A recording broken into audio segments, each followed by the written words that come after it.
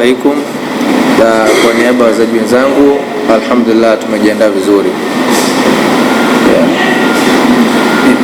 Tumejiandaa vizuri. Mechi ni kubwa. Mechi kwanza ni mechi ya finali, pia inazana timu kubwa, wanazaji wazuri, kwa mechi itakuwa nzuri kesho.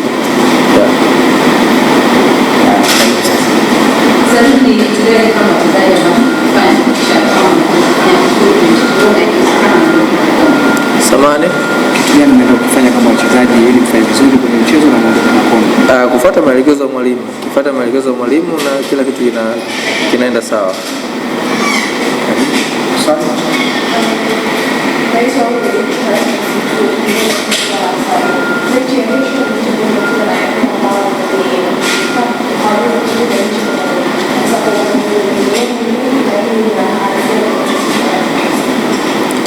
Lengo letu ni kuchukua ubingwa.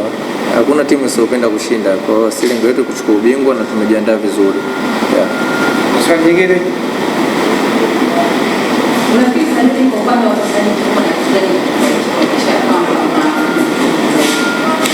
Kufuata maelekezo ya mwalimu na yote tuliofanyia mazoezini kazi.